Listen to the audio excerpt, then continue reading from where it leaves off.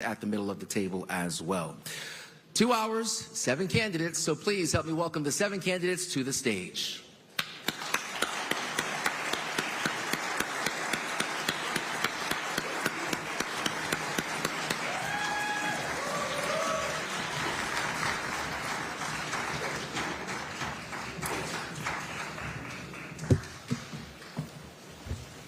Before you here on the stage, we have Congresswoman Sheila Jackson Lee, businessman and community leader MJ Khan, former Metro League Chair Gilbert Garcia, Senator John Whitmire.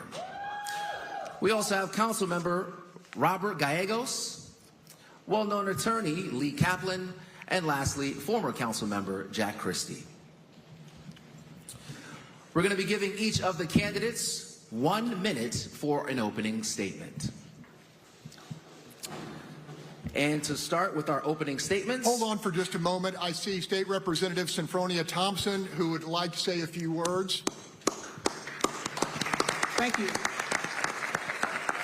I want to welcome you to District 141 and to this mayoral forum. Thank you for coming out. We appreciate you for being here. At this time, I'd like to introduce Dr. Williams, who is the chairperson of the People's United Summit. Thank you.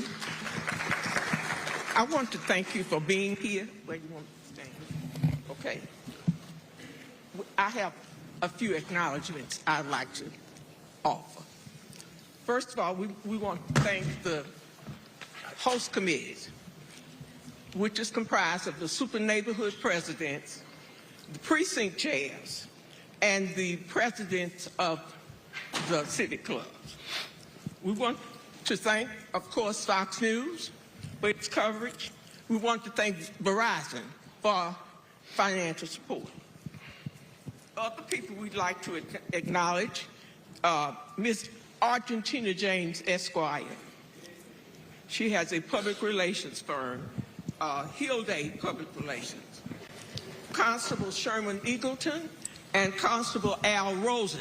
We want to thank them for their security detail. Our papers have got it.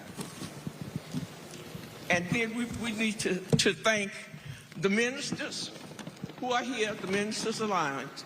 And we also want to thank any elected officials, colleagues of Ms. Thompson, for coming.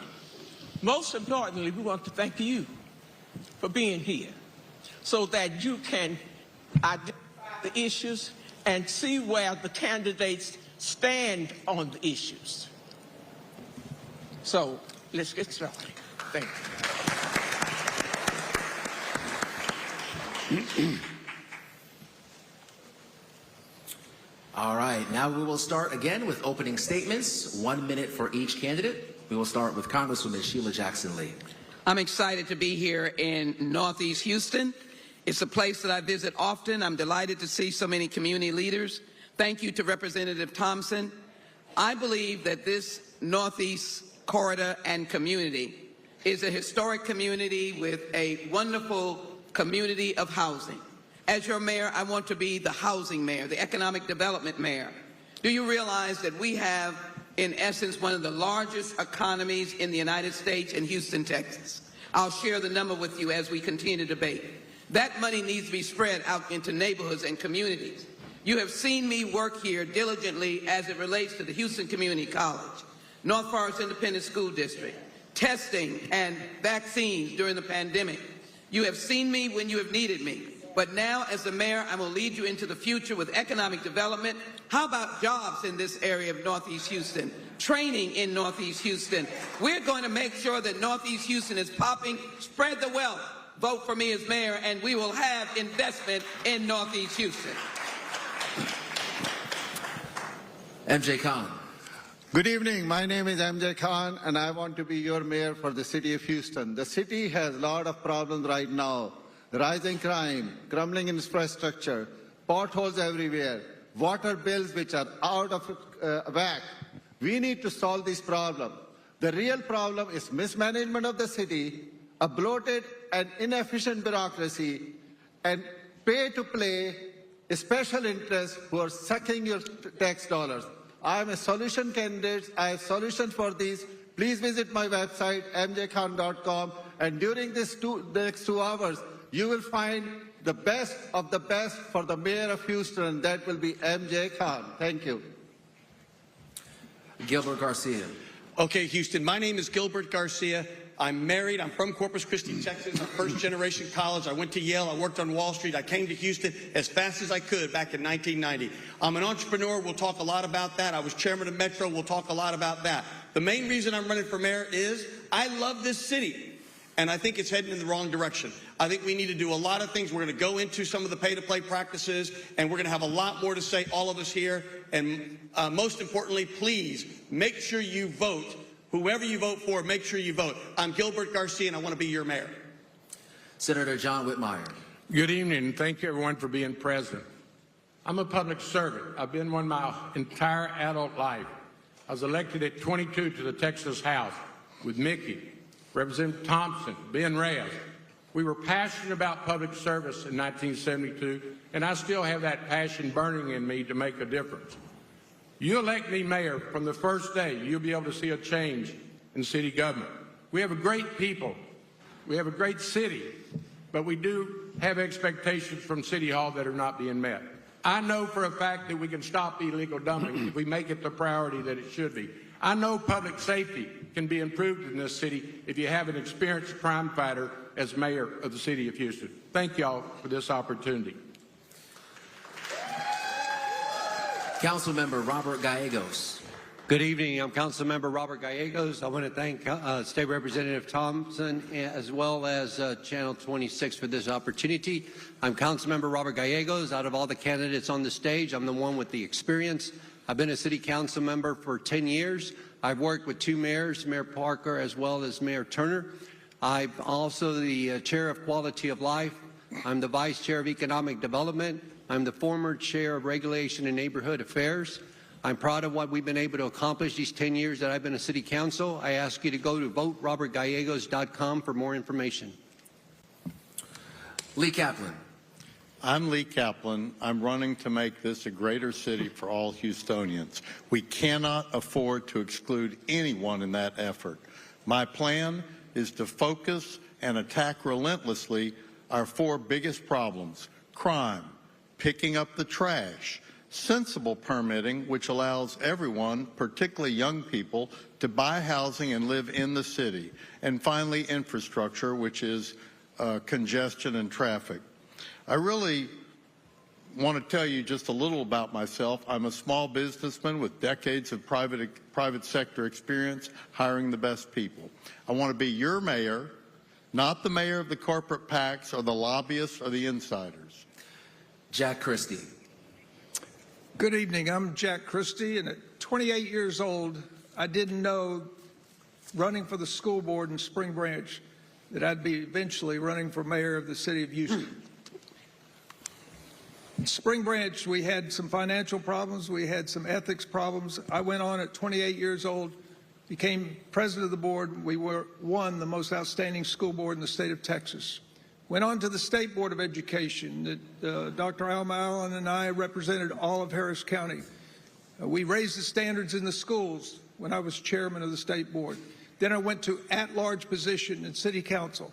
With all that experience and perfect attendance, 22 years will lead to our 3 goals: health, education, and the welfare of the taxpayer of the city of Houston. Candidates' first question. You'll get 45 seconds to respond each. I have moderated forums and conducted interviews involving all of you, and it's safe to say none of you favor defunding police or diverting money away from HPD. On the contrary, all of you say we need substantially more officers on our streets and in our neighborhoods. Question, with future city budgets projected to be very tight, where do you find the money to attract and retain up to 1,000 more cops? And if necessary, are you willing to reduce other areas of municipal government to boost crime control? First to State Senator John Whitmire. Greg, if we do not take care of public safety and make families feel safe in the city of Houston, nothing else matters. We will make it our top priority from day one. Yes, infrastructure, flooding, illegal dumping, other matters are so important. But if you don't feel safe, it not only affects your quality of life, and I know for a fact most families, probably the ones I'm looking at tonight, have changed their lifestyles. They've quit going places. Seniors come up to me and say, we don't leave the house after 5 o'clock. That's not the way great cities operate. We can do better. We can recruit. I know where officers will come from. The police organizations have all endorsed me because they want to work as me as mayor. Dr. Jack Christie. For 8 years on city council, remember, at large, covering the whole city, I asked for 500 more police officers.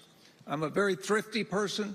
I saved 20% of my city council budgets to give back to the city. I will cut a lot of things. The budget allowed to do, I didn't have the votes. For the city budget, we need to cut. I would close one department. I would privatize another department, put a hiring freeze, and get serious about spending. The city spends more than they take in, and that's a basic philosophy we have to stop. Gilbert Garcia. Sure. I'm never going to mislead the public. I'm not a career politician. At the end of the day, it's unrealistic to think we're going to hire 1,000 cops, especially given the financial circumstances that we're facing today and those that we're probably going to be facing in short order when a pending recession really comes to this area. Ultimately, there are things that we need to do to improve public safety. First, we need to hire more civilians that are doing civilian work, more civilians, so police officers that are doing civilian work can do more policing. We need to improve our lighting in areas that, in particular, high crime areas, and we need to do a lot more community policing. We're going to have a lot more to say about it here in this debate. MJ Khan. Well, I am a solution candidate, and I have exactly the solution for this problem. Crime has to be controlled. My solution is add 500 more police officers. Where will you find the money? I'm a businessman from private sector. $6.2 billion budget. A lot of it is wasted. I will streamline city government, right-size city government. That will yield all the wastage we have, and we will have the money to balance the budget and hire more police officers. Number two, I will have TERS is sitting on extra $200 million. They need to come to the city general fund. That's second. Number three, Metro is sitting on additional $200 million. That needs to come to the general fund. So we will have the money. Don't trust these career politicians. Trust the people who have known how to do things. Councilmember Robert Gallegos. Chief Finner has said that he needs 500 to 1,000 more police officers. My opponents say that they're going to add more police officers, but they don't say how they're going to pay for it. We have a revenue cap. We voted last week in regards to reducing the revenue cap, the 9th year out of 10 years. There's $1.9 billion that the city has not collected since 2015. As the next mayor, I will work with the finance director, with the new controller, to educate the voters so we can place this back on the ballot. And hopefully the voters will approve to repeal the revenue cap so we can hire more police officers. We can buy brand new trash trucks so your trash can be picked up on time. So we can hire hire more firefighters as well. Thank you. Congresswoman Sheila Jackson Lee. I know as people sit here, your fear is my fear. We're in Northeast Houston, but there are people across this city that fear moving around this great town. You have to confront it by prioritizing, and I will have budgets that will prioritize different departments at different times. And so we'll prioritize public safety with more recruitment. We'll work with our collaborative universities and community college to recruit. We will work with the Sheriff's Department and the constables to overlay. We'll work with the federal government. Right now, the FBI, the DEA, the ATF are working with HPD. We have task force that are weeding out gangs, getting violent criminals off the street. We have an economy, as I indicated, $488.2 billion. That's the economy in Houston. We can use and collaborate with the dollars we have to prioritize public safety, just like we can prioritize gun trafficking, ending that, as well as gun violence intervention. We need to do it all to make people feel safe. Our second question this evening. In 2021, the Houston City Council... Do I get to answer that question, Anthony? I'm sorry. That's all right. Go ahead. We can do the following things. First, Follow the recommendations that the mayor paid $775,000 for when he became mayor, to civilianize more of the in-house jobs so that more cops will be on the street. Second, get rid of this boneheaded gun buyback program, which just diverts a lot of officers from service. Third, get rid of ShotSpotter, which is another one of these well-announced, loudly proclaimed initiatives that doesn't really work. And then third, think about revenue enhancement. That's the other part that nobody talks about. We're just going to do all these things without thinking about how to get money. And part of that is make the TIRZs, the tax increment reinvestment zones, have a defined end date. My apologies, Lee. That was my bad. not Anthony's. Here we go. Question number 2. In 2021, the Houston City Council approved a slate of police reforms aimed at improving accountability, preventing police brutality, and restoring shaken faith in law enforcement. Topping those reforms, releasing body camera video within 30 days of any given incident, hefty restrictions on no-knock warrants, as well as a reconstituted police oversight board. Since then, the police union president has since told Fox 26 that many of his officers feel micromanaged, which has then resulted in a work environment which ultimately hurts both officer recruitment and officer retention. The question here this evening, do you support those reforms? And if so, do you think more of them are needed to improve policing? That question will start with Gilbert Garcia. I certainly support all of them. I think that the public needs to have transparency. The public needs to be sure that the relationship between the police and the public is working. And one way, of course, is all the reforms that you mentioned. I'm 100% in support of them, and I would work with the police union to figure out what are some of their concerns and why do they not support them, and how can we bridge that gap. My hunch is it's more of a communication issue than anything else. But I support all those reforms. Lee Kaplan. I also support all those reforms. I think the mayor can do more besides attending the funeral of officers. That's one way you show support. You mingle with the officers. Just talk to them. I expect that Chief Finner is in favor of the reforms. I don't know about the union, but the way you persuade people is you engage with them. Senator John Whitmire. First of all, I want everyone to know that public safety includes firefighters, paramedics. We've got to start respecting and giving them the benefits that they so deserve. On accountability of our police officers, their morale is very low. Good officers want to be held accountable. I, as the next mayor, will get them to work harder, be transparent, follow your training in the state law, and I'll be there to support your decisions. But we'll also hold you accountable if you abuse someone. We've got to emphasize, ladies and gentlemen, we're all in this together. The future that we're discussing tonight. We cannot allow people to divide this community as some would. Jack Christie. I knew most of the members on that reform team. I knew the chairman and the head of the reform team. They're good people with good intentions. You mold that with a very fine police department. 98% of those officers are good people, good family people, to keep the people safe in this city. Got a good police chief. And I think, and I've been to the police academy, I've been to the firefighters training facility, I've ridden on the ambulances, and I know what this city needs, and we're working with a great group, and I'll support them in any way I can, the police, firefighters, and the EMS. Councilmember Robert Gallegos. I do support the reforms, and as the next mayor, if there are added reforms, I will work with the police union as well as Chief Finner and the Citizens Advisory Board as well. Congresswoman Sheila Jackson Lee. Well, morale is a very important point, and morale comes from the leadership of the mayor.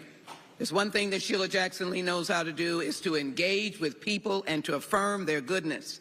And the goodness of these officers is well known. They are families that I interact. I have support from HPD and as well the Houston Fire Department. And so what you focus on is what these reforms are. I will tell you no officer agrees with undermining the chokehold or the idea of body cams. The chief has already done that. So what you do is you give them the tools that they need. You give them new data access technology. You give them new training. You provide new officers. You continue to affirm that their work is good. You tell them that community-police relationships are good, and they are good at it, and they're making strides, and the communities are liking to work with those because they know that the police respect them. Lastly, MJ Khan. I do not support these reforms until the police officers are on board. Look, we have low morale in the police department. First, we don't give them resources. We don't give them manpower. We don't give them technology. And where are we as a society there? We are blaming police officers for... There are even crazy talk about defunding the police department. That's the craziest talk I heard. I will be fully support of police officers. I will make sure that they get whatever they need, including additional manpower, including technology, and they will have the respect of the mayor, and they will have respect of the community, because they will be serving and protecting the community like they always do. We have fine police department, and they don't need this kind of talk of defund police department. All right, that is the end of our second question here this evening. Thank you so much at home for joining us here. Once again, we are at Forest Brook Middle School here in Houston, Texas. We're going to continue after this quick commercial break with more as Fox 26 presents You Decide, Houston's Next Mayor. We'll be right back. How much time do we have? What do we do now? 3 minutes.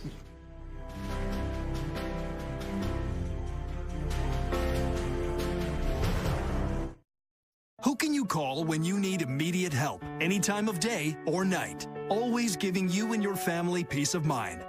AAA's legendary roadside assistance is a network with over 50,000 vehicles that respond to more than 32 million assistance calls every year. If something happens and we're broken down, my family's not going to be stranded. There are so many benefits to membership, and AAA is there if you're locked out of your car, need a tow, run out of gas, have a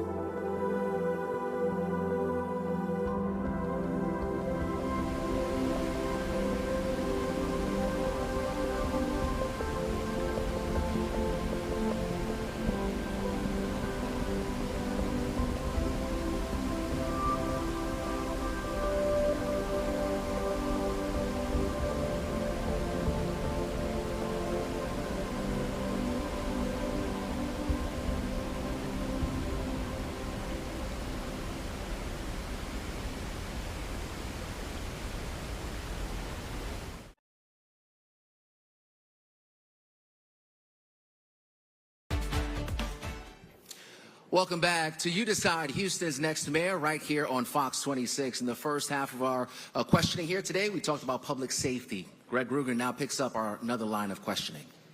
Okay, candidates, our third question of the evening.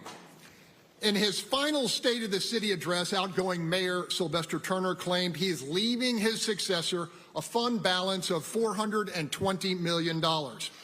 However, Turner made no mention of the huge liability owed firefighters for 7 years of back pay and benefits, an amount which could easily approach $1 billion.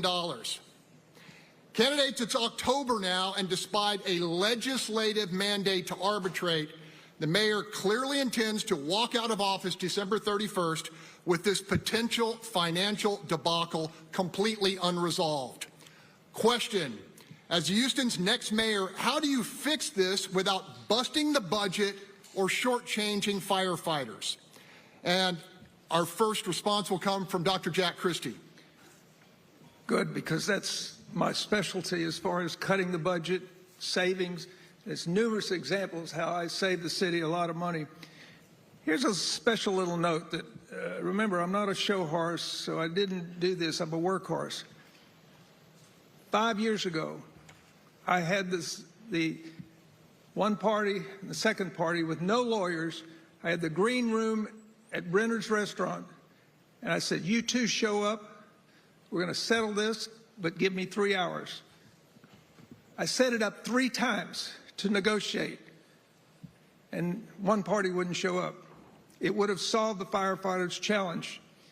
And then I was finance chair also when we had a $260 million deficit and a $120 million deficit, and I solved it as finance chair.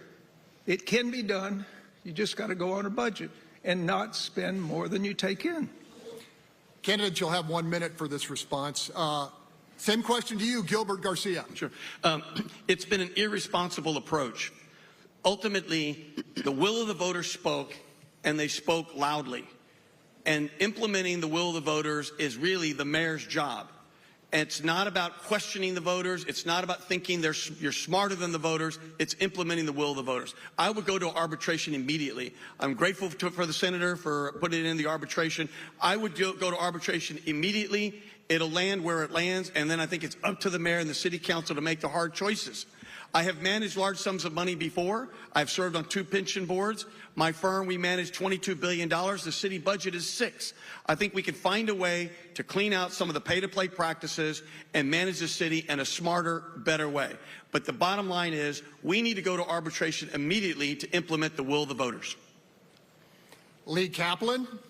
Well, first of all, I've actually read the statute. It was sloppily drafted. It's not even clear how many years it applies to.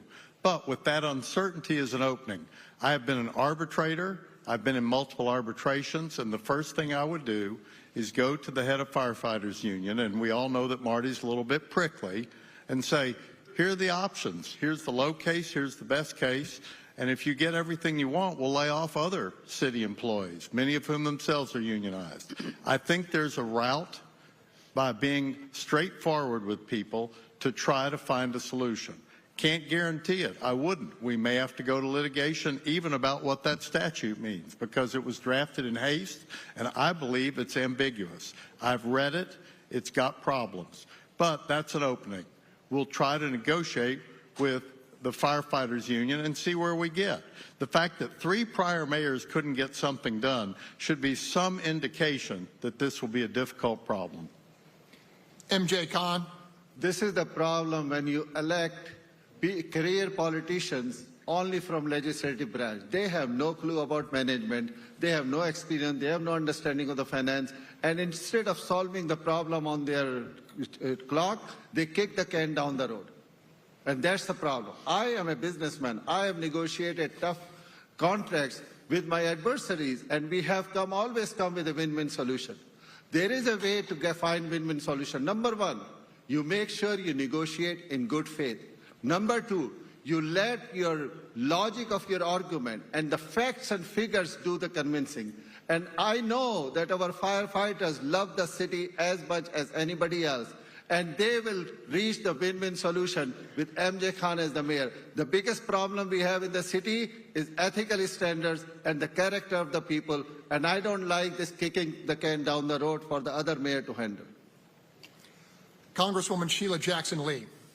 Well, I tackle it head on. First of all, our public safety employees are good people, family people, as well as our other city employees. Let's reaffirm all of our employees. Get into the negotiating room. Obviously, if we utilize arbitration, that's one way. The city has many assets. I've already told you we've got one of the largest economies in the nation. We have $6 billion plus budget.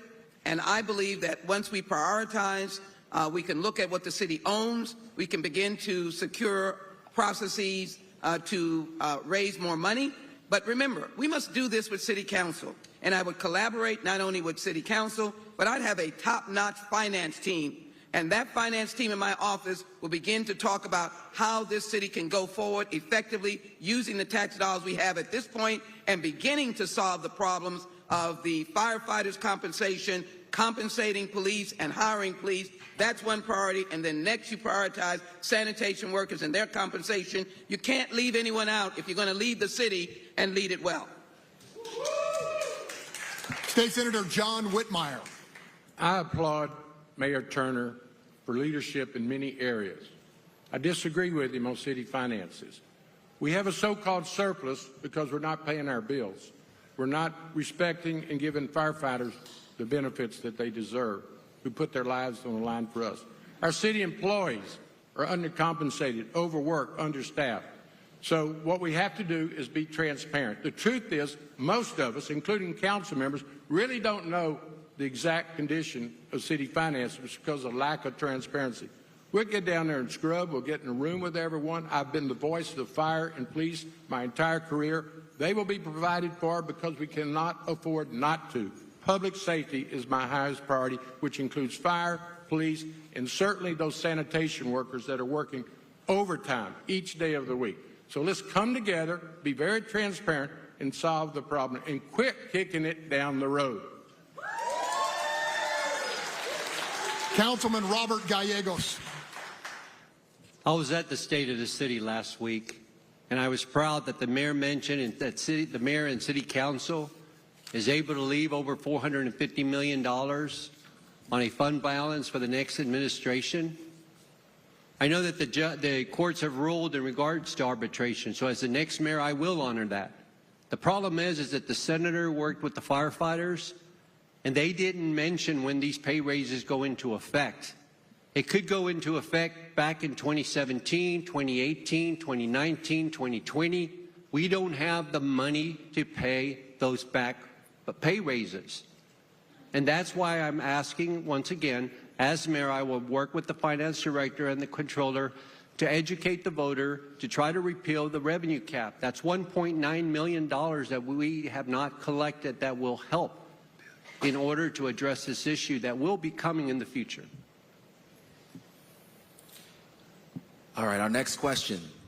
In a city which once attracted newcomers because of its affordability, Houston residents have recently been smacked with a cumulative 40% increase in their water rates with more hikes scheduled, and that pretty much depends on inflation moving forward.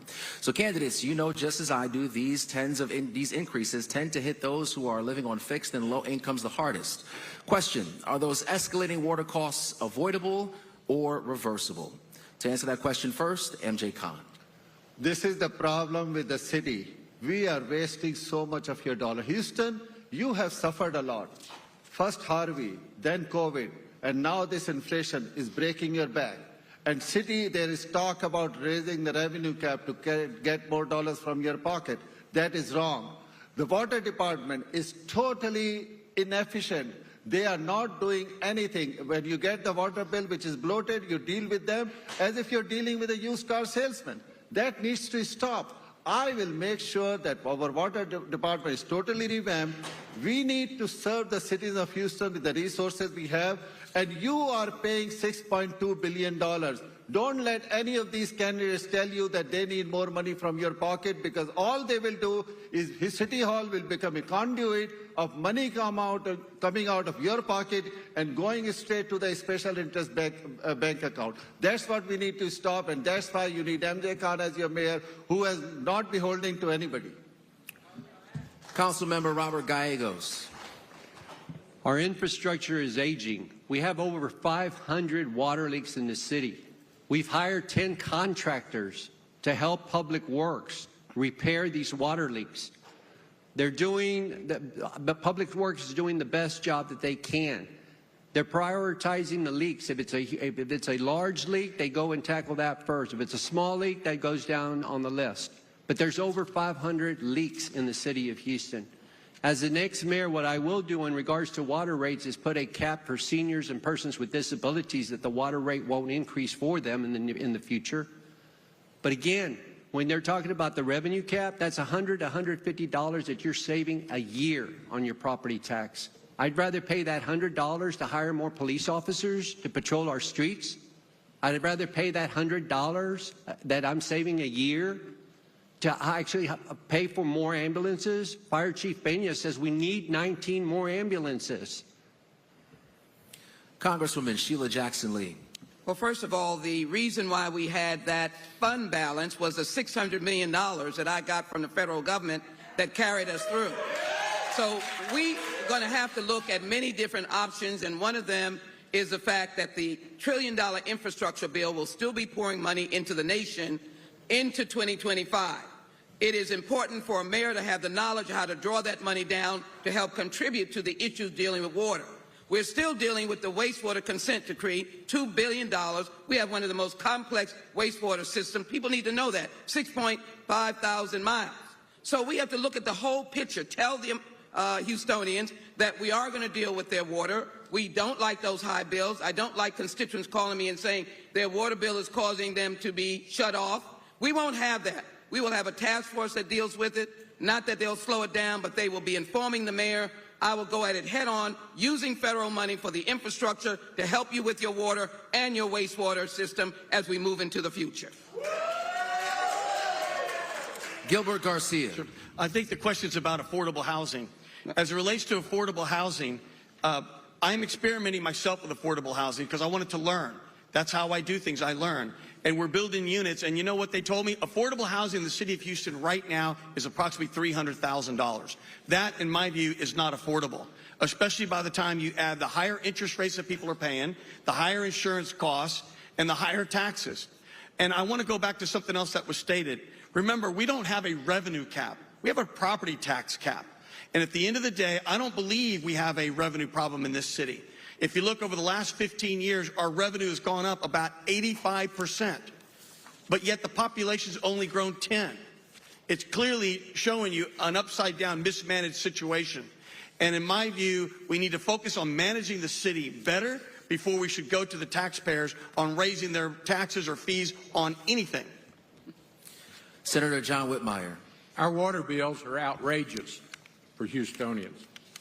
Where do they appeal it to? If you call City Hall, they tell you it's their computer system that's not working. Or they say we're doing an estimate this month on your water bill. Unacceptable in a great city like ours. What we have to be concerned is the affordability of living in Houston. Not only housing, but other basic services. Has anyone tried, a working family, to try to just go to the city-owned zoo?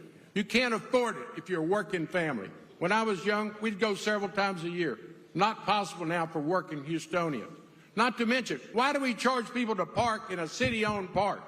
You elect me mayor, and I will represent the working families of Houston and the folks that have no choice. We cannot continue to have two Houstons, for the privileged and those that are underprivileged. We've got to unite this city and put a face on good government.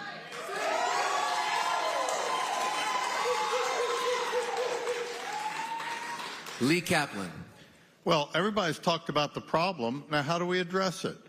One of the four things I mentioned is sensible and timely permitting. I want more taxpayers in the city.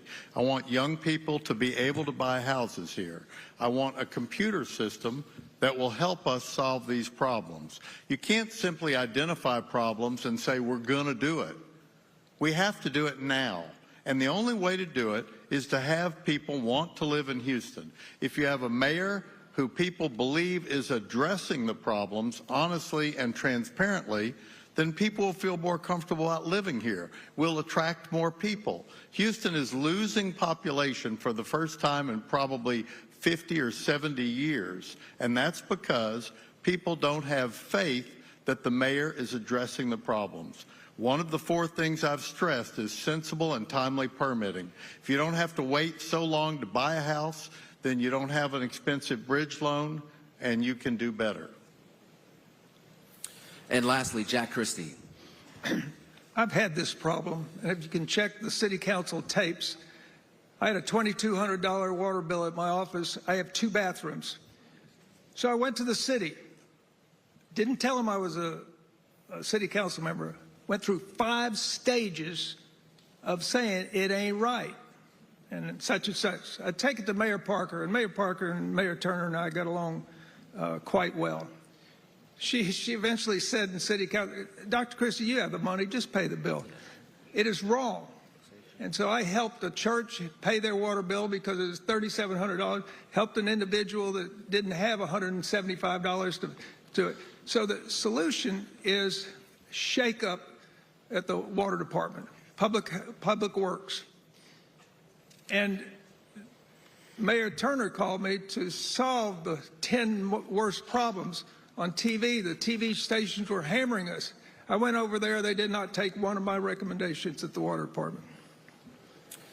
All right, thank you, candidates. For this next portion, you each will have 90 seconds to offer a rebuttal on any of the 4 questions we asked prior to, or even if you heard something from one of your candidates here on the stage that you would like to respond to directly. Just a quick recap, we asked 2 questions centering around public safety, also addressed the city finances, and also rising water rates for residents. To start this rebuttal period, again, you will have 1 minute and 30 seconds. First, we will start with Gilbert Garcia. Sure. I'm going to direct this to you, Senator. You mentioned many things that you would do and you have done. Well, it appears like the firefighters. It appears that you just recently discovered Houston somehow. You've been at the pinnacle of power for 50 years. And so why haven't you legislated things sooner? Why haven't you legislated water improvements sooner? Why haven't you done diversity with department heads sooner? You've been there in the room when it happens on many of these decisions. And so it's very easy to say now, and I would do this as mayor, but why haven't you done it?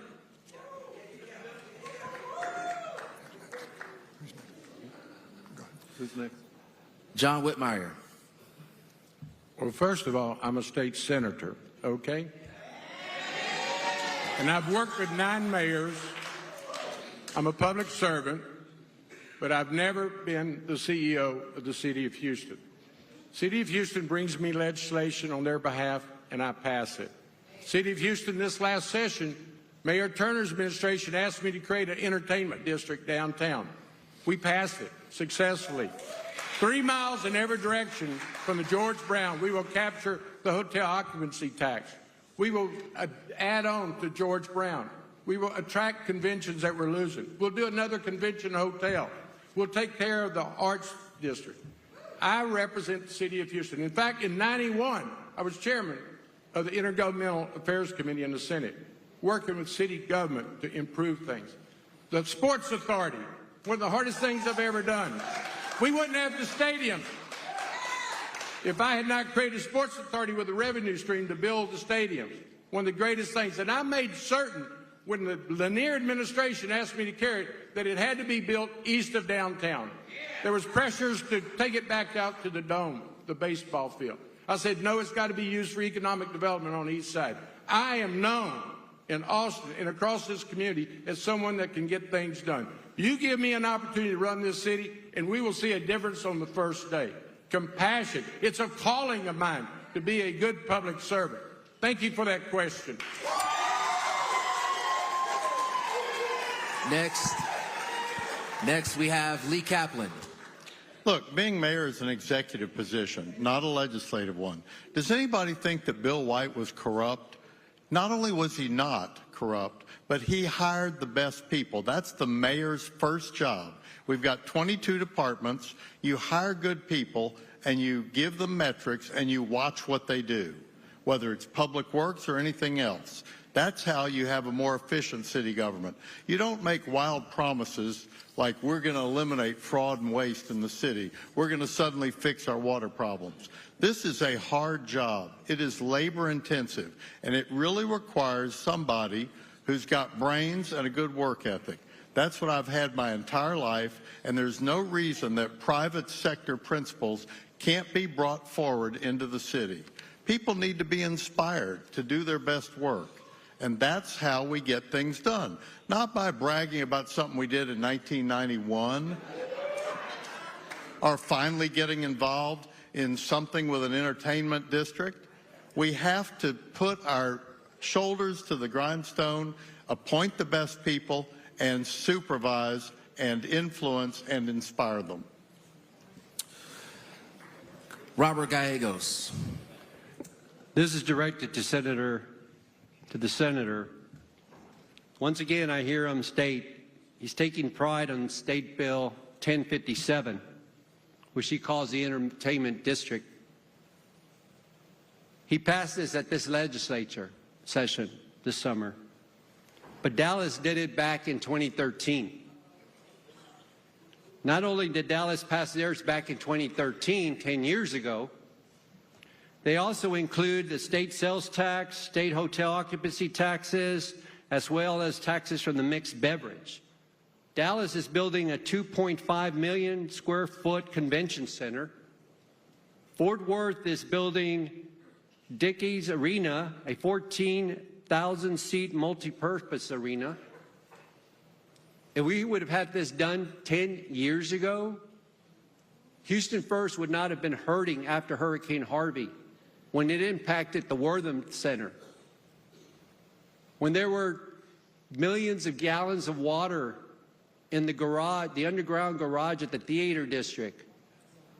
Houston First had to find the money to do these restorations. But again, that was 10 years ago that Dallas and Fort Worth passed theirs. Jack Christie. Let me give you a couple examples of cutting the budget. I'm debt-free myself, so I set a 10-year goal to be debt-free. I was one of 5 members that offered cuts to the city budget instead of spending more than you take in.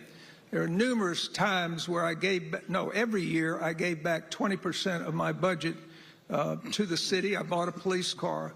I donated to food bank and stuff. So every year I gave back $75,000 by not spending. Let me give you one story. There's numerous ways I saved the city money. Fondy Center was looking pretty bad. That's where the greatest basketball players in the world go. But it needed painting. It was horrible looking. I was ashamed. And I went to the Parks Department and says, get a bid on repainting that. $28,000. I said, wait a minute, no. I told the Parks, let me paint it. Over the Easter holidays, let me paint it. I had one staff member that helped me prep the thing. I did it for $800. Those are the types of things. We've got volunteer groups across this city at the parks.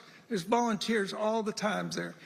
There's a lot of churches that are willing to help this city be a better city in the quality of life. Tap into that. I bring people together, and that's what I'll do as mayor of the city of Houston. Congresswoman Sheila Jackson Lee. Well, I know it's sometimes not the most exciting to talk about what you've done, but I do think in the recent window of the crisis of the city of Houston, there's not one person who could acknowledge that I was not here when Houston was in trouble. It's about showing up and making a difference. And I have shown up and made a difference, both in Northeast and throughout the city. So the issue is, as a leader of this city, Jack Christie may have a point to look at areas, the landscape of what is viable, but I won't hurt low-income neighborhoods or vulnerable people. And we have to realize we have to prioritize. So I want to say that I will be prioritizing on public safety, but I'll also be prioritizing on citywide youth programs involving the faith community so that we can open the doors of faith institutions so people have after-school programs. I'll be educating you about the permitting department. The permitting department actually pays for itself through fees. We'll analyze and do an inventory of that so that those employees can be paid better, so the resources can be used, so more income can come, because I'll be building houses in your neighborhood. Wherever you live, we'll be doing public-private construction with small units. We've got to invest in the city. We've got to create jobs. Who has a national footprint to be able to recruit companies to come here and create the jobs? I have the national footprint to bring it home and to make a difference. I want to be your mayor. Sheila Jackson Lee is ready to create those jobs. Please, you guys. Thank you. And lastly, MJ Khan. Houston, you are honorable people. You live your life with highest ethical standards. And you expect the same from the people around here. And I give you an example and you make the decision. City of Houston has clear rules that if you are bringing money from other campaigns, like your Senate campaign, you can only bring $10,000. Here is John Whitmire. He brought $9 million from his Senate campaign. So I ask you, if he cannot conduct the affairs of the campaign in an honorable manner, just what will he do when behind the closed door if he is the mayor? Second thing I will tell you, he touted his experience as a legislator. Just this year, Texas Monthly called him one of the 10 worst legislators in the state of Texas. Number 3, his whole thing is a special interest.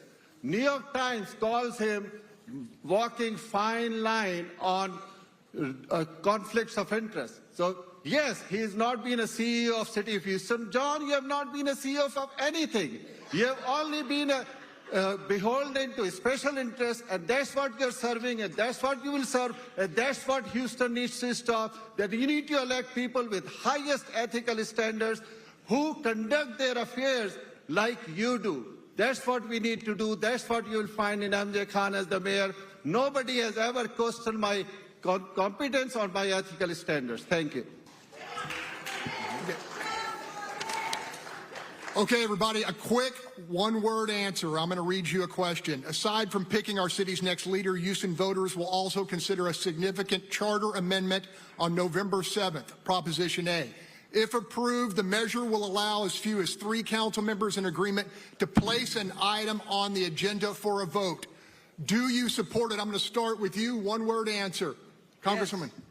No. Yes. Yes. Yes. Yes. Yes.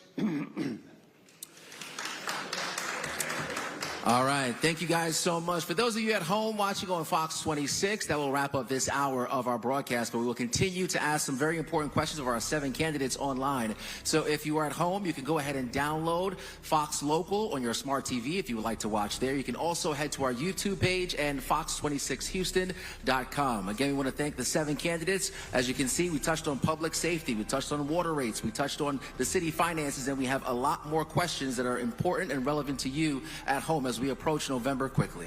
Thank you guys so much at home for joining us here on Fox 26. On behalf of Greg, myself, and all the candidates, have a great night. We'll see you online.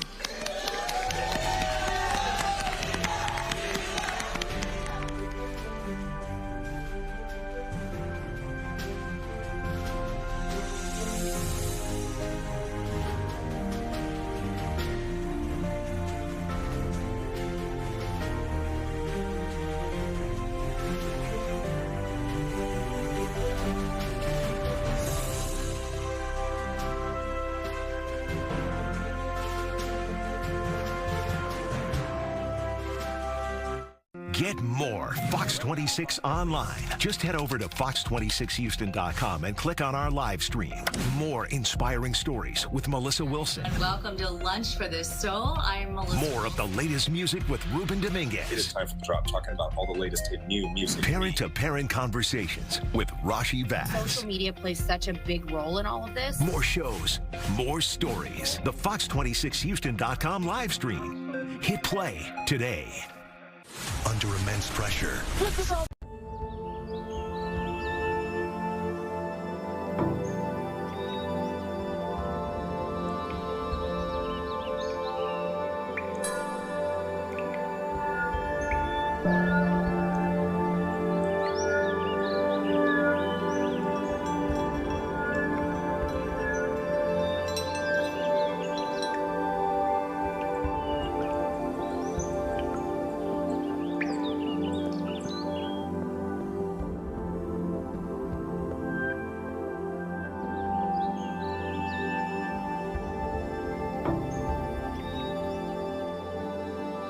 Accountable. A 20-year-old charged with manslaughter. The News Edge at 10. Your clues help find the missing. Her son never made it to his Investigations that get results. Weeknights on Fox 26.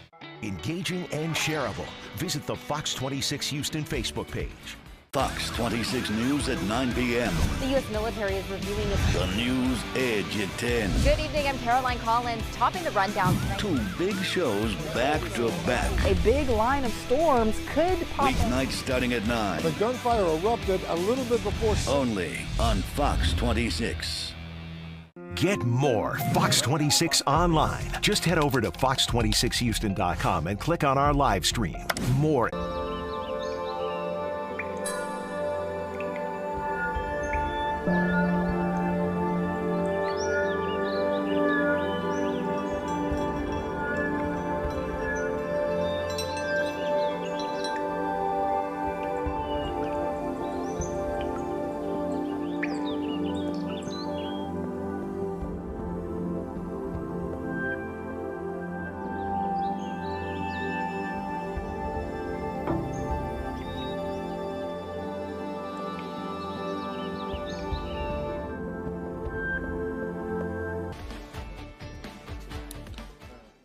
Welcome back to You Decide, Houston's Next Mayor, here on fox26houston.com and on our app, Fox Local. We're going to pick back up our coverage here, and Greg Groogan has our first question. Okay, candidates, our 5th question of the night, 6th actually.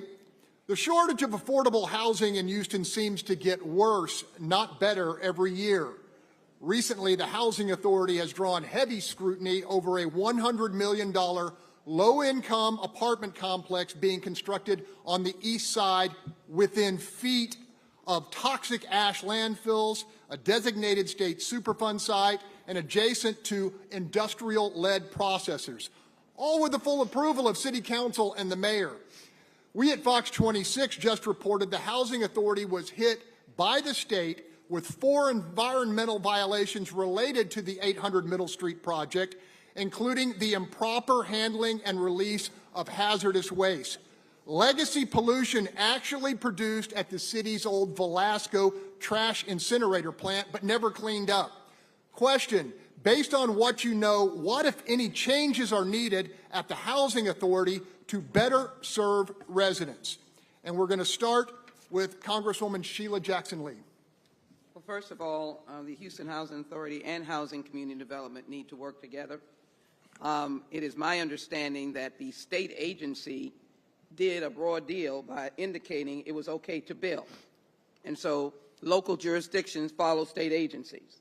The first thing I would do is to indicate that housing is important and to find neighborhoods that welcome housing, like Northeast Houston, where there's a lot of land. You work with the neighborhood and the civic clubs, and you talk about housing developments where you get small contractor developers to build 20 units here or single-family homes.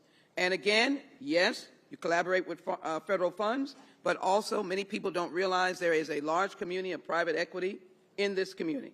They have just recently partnership on a homeless project of housing for the homeless. I will work with those entities that can provide income along with federal dollars, and I will tell the state, the GLO, that's sitting on the money that we should have, even though it has been reprogrammed. You'll hear that from someone. I never give up. And working with HUD, some of that money that we put in, $2 billion for Harris County and for Houston, should be coming back to this place. We will build housing because we know how to put money together. Thank you. State Senator John Whitmire. It starts at the top. It's unconscionable that anyone would put a housing project next to a super site location. You've done a great job in Fox 26 to exposing it. But the problem is they're going forward, and that is intolerable. We must have transparency in each of our departments. You must listen to the residents. but you need a complete change in leadership at the Housing Authority. Those folks were appointed. Those folks know what they're doing. Conflicts of interest. Look at the prior ownership. Look at the business transactions. You've done a fine job, but it should be controlled at the City Hall. Put a stop to that before residents starts moving in. That would be my mandate tonight. MJ Khan. First thing I will do is get rid of everybody on Houston Housing Authority. That's a cesspool of corruption like you will ever see. And this should be criminal what they're doing next to a toxic dump. They are building affordable housing. Don't they have any compassion for the people who will be living there? I give you another example. Right now they're building a 3300 block of Caroline Street, an apartment complex, 149 units, 350 square feet each unit, like a cubbyhole. The cost, about $300,000 per unit. Is that not corruption? That is the corruption I'm talking about. That's the corruption we need to clean up this city, folks. This city have had enough of these career politicians from legislative side coming in the leadership position, have no clue about any of these problems and how to solve them. And this is what happened, that special interests keep getting rich and you keep suffering all the time. Councilmember Robert Gallegos. As the next mayor, I will work with the director of the Health Department as well as Housing and Economic Development Department. So that way, if investors or developers come in wanting to build affordable housing in certain areas of our city that we know may be contaminated. I'm from the East End. I was born and raised in the East End. The Port of Houston was dredged, and a lot of that soil was placed in the East End. We have railroads. We have a chemical plant. So I want to make sure that I work with the developer, the director of the Housing and Development, as well as the Health Department, and we need to bring in TCEQ, we will as well, to know what parts of the city are contaminated in regards to developers coming in and wanting to build housing. Lee Kaplan. Well, it's ironic that John talks about conflicts and dealing with agencies because, frankly, he's a lobbyist and a legislator. A mayor has to be free of those influences, free of the corporate PACs, free of the lobbyists, free of the special interests. That's the first thing. If you want to keep a cement plant or a place with toxic chemicals being released out of the near vicinity of a housing development, then you have to be a mayor who leads on that. Now, when we talk about private equity, I've actually represented a lot of those people, and some of them I've fired for their immorality. The mayor has to be somebody who is, in fact, a Boy Scout, which I was. And I think it's important that the starting point be a mayor who is incorruptible and who appoints the best people to all these agencies and departments so that things are done right or not done at all. Jack Christie. If you remember, 3 or 4 weeks ago, I warned about this toxic waste dump, and I said, I know I wouldn't know what I wouldn't do, and that's to spend $100 million on top of a toxic waste dump and build $300,000 apartments. If you go back over the 8 years I was at large in City Council, there's numerous projects that every time they brought a dry cleaning plant or a gas station with 10,000 gallon leaking things, I would say, why aren't we suing these people instead of saying, well, let's reclaim this land as long as they're not human beings on it. Environmentally, the city is in the tar pits. I'm serious. And I tried to get for 8 years all the diesel trucks on alternative fuels. I remember I only had 5 votes. And then you know, you're polluting the air. You can go natural gas or electric. Waste management doing that. Why can't we? We've got to solve the environmental disaster here in Houston, Texas. Gilbert Garcia. I came out with my pledge for Houston back in March. It's at garciaforhouston.com. I'm very happy that the senator now is today agreeing with me. If you look at the housing department, the head of the housing department said it was a culture of corruption. He was terminated. The district attorney came and is now looking into the housing department. They just lost a $60 million grant that was a HUD grant that was for 700 affordable housing units. At the end of the day, it needs a wholesale makeover and a complete redo. And that's what I said in my pledge. I would do a complete audit, not a cushy audit by hiring someone for a contract, but a real audit by either the city attorney, the inspector general, on the housing department and the health department, because that equally was raided this time by the FBI. And at the end of the day, Houston deserves better, and it's time that someone will stand up and say, we deserve better. We need a complete redo, and we need to shake up City Hall. Now, this next question comes from an audience member. It says, what can the mayor do to help or support or in any way help out HISD's problems in the city of Houston? We will start with Robert Gallegos. Unfortunately, the city of Houston has no authority on HISD. But with that said, as the next mayor, I will work with Superintendent Miles and those that are appointed by the state in regards to making sure that they are providing educational services to our youth. I know that it was on the news last week where they're actually timing children in regards to answering questions. They had a young girl who was crying and saying that there was just so much pressure. I mean, that's not a way to learn. To take the libraries away from some of our elementary schools, to keep us from knowing our history, so that way we take pride in who we are. That's not the way to teach. So as the next mayor, I will try to work with the superintendent, but I will make sure that our students are still being taught like they should be taught. Congresswoman Sheila Jackson-Lee. Well, it's well known that I have opposed the takeover from the very beginning. It was unnecessary. I know there is legislation, but it is truly unnecessary. There was a newly elected board. There was a new superintendent. The superintendent is doing very well now in Prince George's County, and this was not necessary. You can't have libraries as detention centers. You can't eliminate recreation, but I will engage. But here's how I'll engage. I will be the education mayor, and I'll work with our community colleges, all of the universities we have here, and ask them to involve themselves in HISD, to alter some of the things that Mr. Miles is doing, and find ways to invest in these children so they can learn. State agencies are not the best. TEA made the wrong decision. They've consistently made the wrong decision. They don't invest in our schools. But as mayor, I will lift up our parents and our teachers. As the teachers have endorsed me, I will lift them up and affirm them so that our children can learn, and special needs children will have a place in our schools, and we will make sure everyone has an opportunity to learn. As Sheila Jackson-Lee, the education mayor for the city of Houston. Jack Christie. As in every case, I don't promise things, I've done them.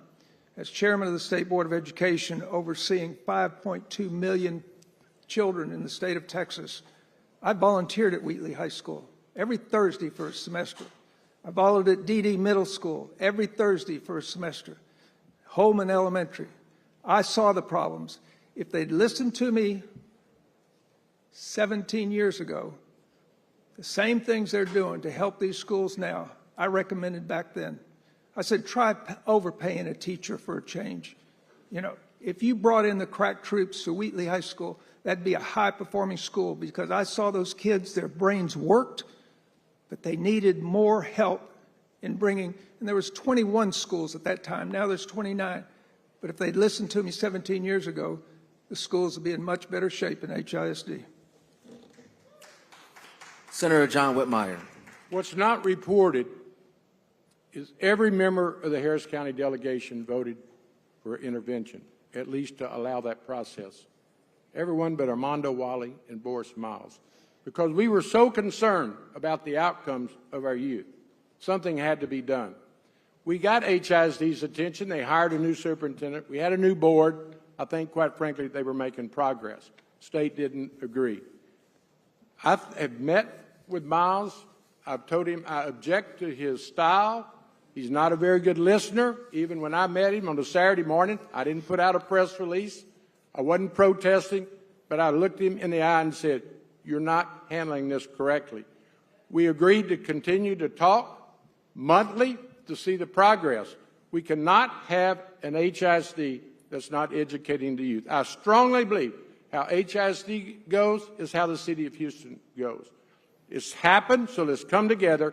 And remember, it's all about the kids. Let's come together. Gilbert Garcia. It is the mayor's obligation to be engaged in HISD. Forget about jurisdictions and so forth. It's the mayor's obligation to take a leadership role because, again, the kids need to be prepared because that's the future workforce of all the companies that are moving into Houston. Now, where we are today is where we are. I would meet with the superintendent immediately. Why? Because I want to embrace him. I want to give him my input on things that I think are not going right. But ultimately, I want to embrace him because I want him to tell me, what does success look like? Does it mean better scores? Does it mean more students, more student body, a greater student body? I want to know what it looks like today, and that way I can help him achieve it, and that way we can get local control back as soon as possible. That's what the city needs, and that's what the kids need. MJ Khan. The position of the mayor is the position of leadership. And we need to make sure that Houston is the best city around the world, not just the United States. What are the characteristics of great cities? Public safety, people should feel safe, people want to come there, businesses want to come there, and schools are good. When people and businesses want to come to a city, it is where schools are good. So as a mayor, and I have a proven leadership of bringing various factions of the community, diverse group, diverse opinion, to come together to find win-win solution.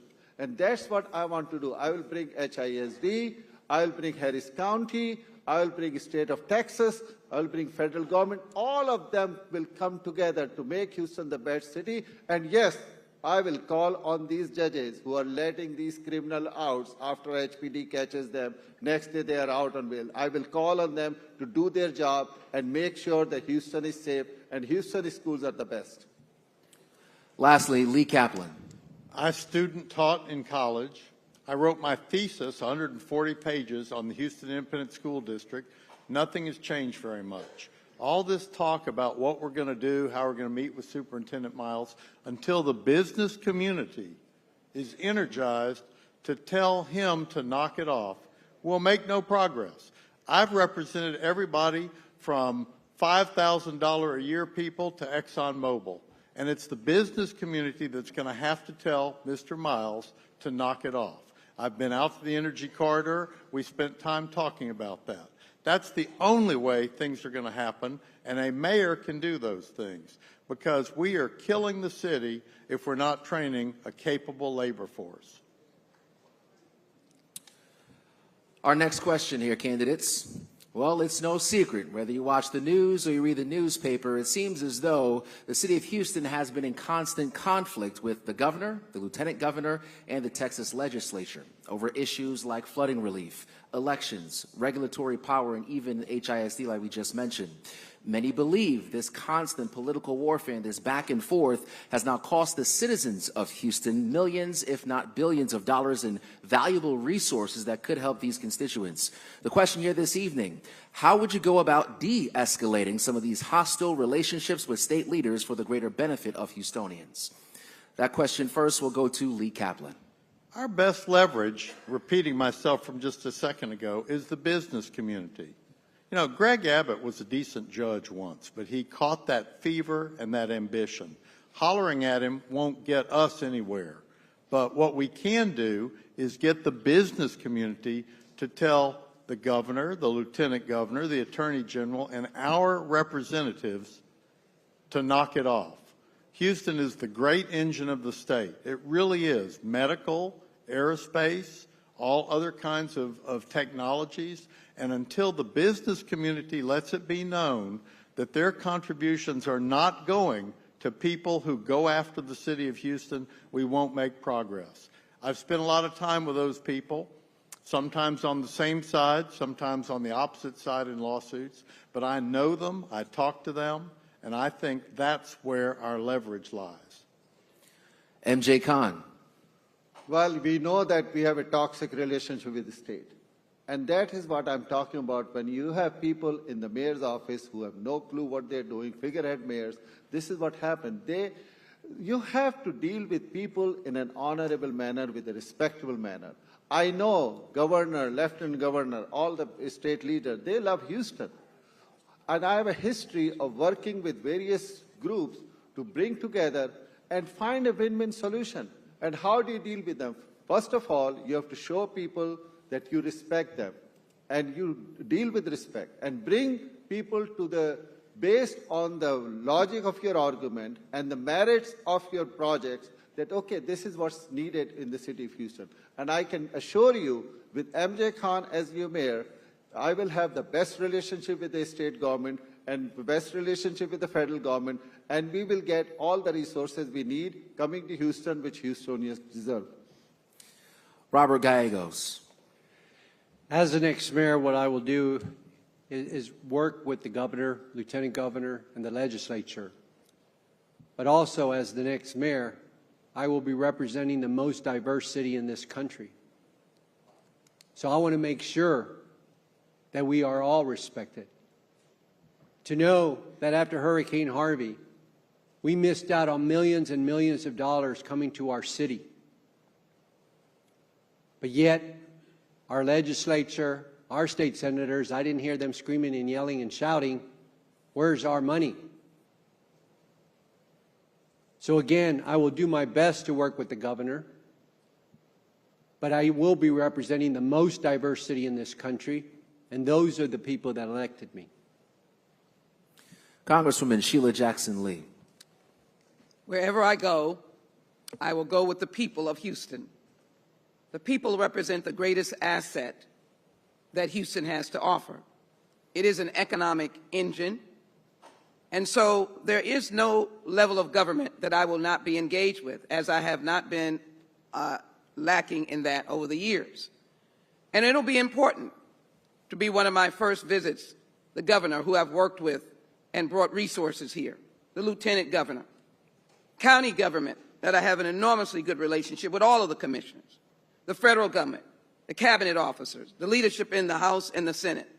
I have those relationships to be able to continue to work on behalf of the people of this great city. But it is very clear that there are extremists who listens to no one.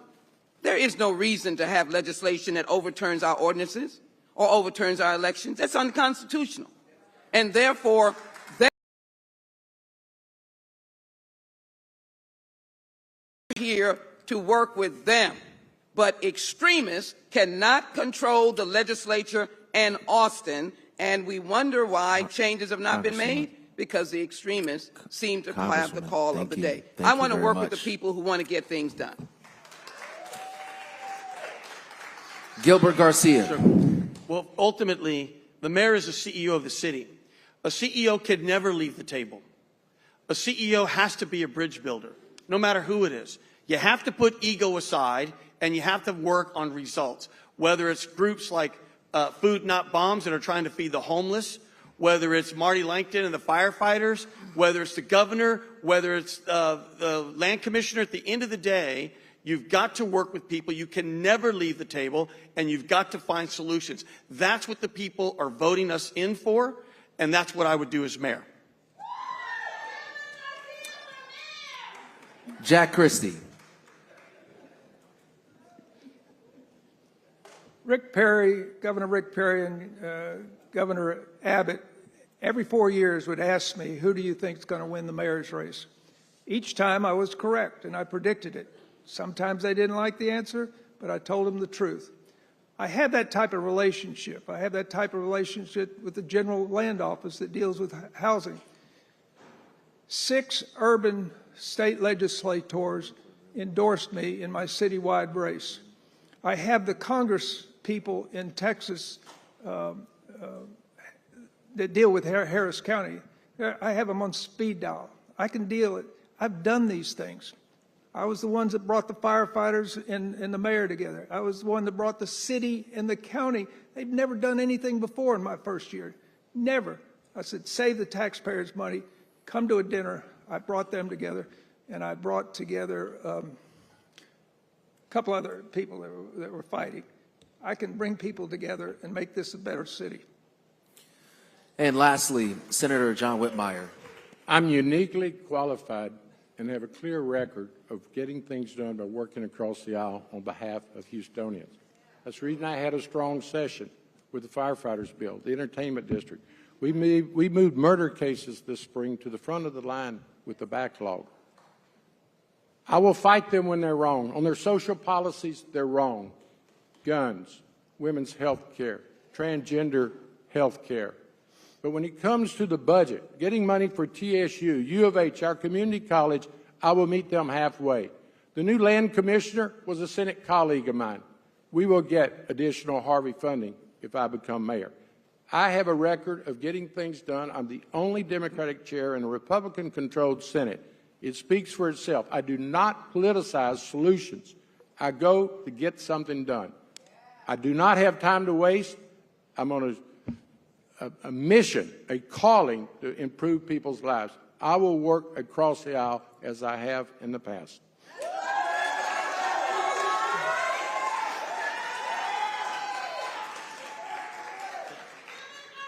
Candidates at this week's State of the City address, Mayor Sylvester Turner made this statement. He says Houston is considered one of the top 5 or top 10 cities in the world. I'd like you to react to that and take 1 minute to do it. And we'll start with MJ Khan. Well, Houston definitely should be the top city in the world. But the problem is the city government is failing citizens of Houston.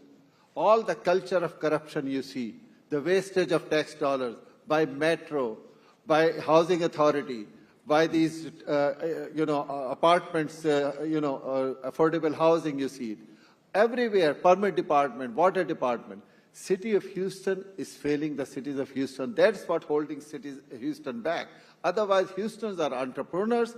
They are people of highest ethical standard. They are hardworking, and they can make this city the greatest city on earth. You just have to have the right leadership on the city hall, and that's why you need MJ Khan to unleash this potential of Houston and make sure that Houston really on its way to the best city and become the model for the rest of the country to follow as to how to manage large cities in this country.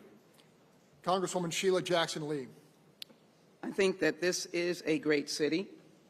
It is a great city with great people, but there's more to do. I want to make this city an international city, a destination city. I want to ensure that we are investing in this city. I have the reach to have those international entities come and invest in Houston to create new jobs. That is what the people of Houston want. They want jobs for their young people. They want more housing. They want to make sure they have a city that pops. They want to have an entertainment center, which is far different from what we've heard discussed. We want a place where we can produce films, where we can produce music, where young people will come and stay. I believe that the city is a city that is known, but we have to tell our stories about the neighborhoods, about the restaurants, and about the fact that this is a livable city. As mayor, I will push this city to be a livable city with investment from around the world, with housing from around the world, and yes, the basic services will be attended to, and people will be happy when they live in the city of Houston. Dr. Jack Christie. I went to 14 countries with Mayor Parker. I went to 9 countries with Mayor Turner. And we have the best reputation, at least before COVID. We've been fighting a little bit, but we have the best. I worried about Mayor Parker in the Middle East in the 4 countries, but no, she was mayor of the city of Houston and so proud. And I was the only council member there. I've been to 50 countries. Wouldn't that be a good mayor that would be at the most diverse city in America? And that knowledge and those partnerships can stop wars. I'm telling you, this can be the #1 city in America if we get our finances in order and if we come back together and quit fighting. Councilmember Robert Gallegos. Houston just recently celebrated their birthday. When the Allen brothers landed on Allen Parkway, which is now today, they didn't know or had a clue what they founded. To know that today, Houston is known as the energy capital of the world, the largest port in foreign tonnage, U.S. port in foreign tonnage, having the largest medical center in the world, have 2 airports recognized, Hobby Airport as a 5-star, Intercontinental as a 4-star, 2 international airports in the city of Houston, Space City, USA, Houston being the first word that was spoken on the moon. Yes, I agree with Mayor Turner. We are one of the top 10 cities in the world. Lee Kaplan. Well, I can't tell you how many countries I've been to, but I do try to stay informed. I think there's just real value in hiring an outsider who is objective and acts with integrity and never hangs up on people. By hiring the best people, we will convince people who live here that they have a mayor who acts in their best interests. That's how you attract attention, by being a city where people believe the government is working in their best interest and making it a better place to live. I'm going to hire people not based on political favors, not based on who they can lobby, not based on corporate PACs, but based on merit. We've had mayors who have done that in the past. We've kind of lost our way on that a little bit. To be a world-class city, we have to be a city that people appreciate the government, which, by the way, has a budget far smaller than the GDP, is doing a good job. Senator Whitmire. Yes, Mayor Turner was correct. I get calls on a regular basis from across the state, people wanting their loved ones, their neighbors, to be admitted to MD Anderson or other fine institutions. We ship the West Texas cotton that they grow through our port. And if you haven't been to the spaceport, you need to see it. I'm convinced the first word spoken on Mars will be Houston. We have a great city. But what I'm so concerned about, and one reason I'm running, is we're growing into 2 Houstons. Get back on Tidwell and go east. You'll see illegal dumping that's not allowed in Tanglewood or the Galleria area. We must bring this city together. We must practice our diversity, inclusion.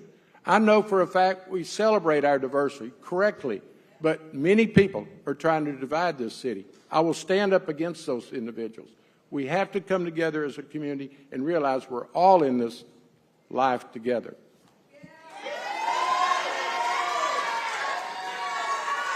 Gilbert Garcia. Sure. First, I think it's important that the mayor is clear and forthright with the people. And I love this city, Houston. That's why I live here. That's why I invest here. That's why I'm running for mayor. But the reality is there seems to be a disconnect between what some of the candidates are saying and thinking and the people. Because what I hear is they're worried about their water. They're worried about the ditch being open. They're worried about their streets. They don't feel safe at night anymore. They don't feel like they can go at places. They can't afford to live in the city anymore. They can't afford their groceries. I mean, it goes on and on. They see indictments in City Hall. They see bribery, someone pleading guilty. They see investigations of housing and health department. They see an airport contract that has all kinds of sort of innuendo around it. I don't know if there's something illegal or not, but there's already litigation. At the end of the day, the mayor needs to say, no more. We need to turn it around because this should be one of the greatest cities of the world. It can be, and I certainly want it to be, but we've got to turn it around. We have a healthy discussion going here tonight. Much more on You Decide, Houston's next mayor. After we take this quick commercial break, we'll be back in 2 minutes and 30 seconds.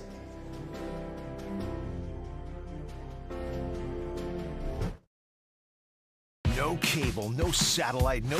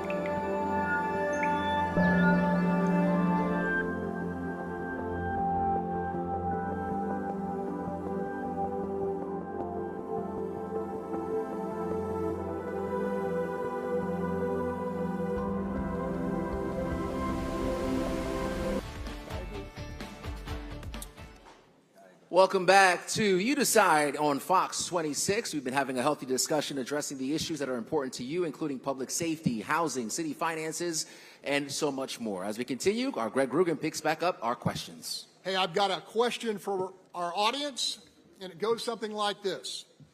As the mayor, what will you do to ensure large prime vendors meet and exceed their set-aside percentage for MWBEs? And what will you do to ensure some contracts are available for only MWBEs to bid on? Minority, women-owned businesses. Let's start with Lee Kaplan on that. I don't believe in absolute set-asides. I just don't. But I will make sure the city attorney enforces the law. The truth is that our city is way too passive about enforcing the law and defining what the metrics are and demanding that people demonstrate their adherence to them. We've done very poorly on that, and I will make sure that the city attorney is empowered to do those things and encouraged to do those things. Right now, our city attorney answers only to the mayor, and there are things that the city should be doing, lawsuits it should file, including enforcing the campaign laws, which it has not done.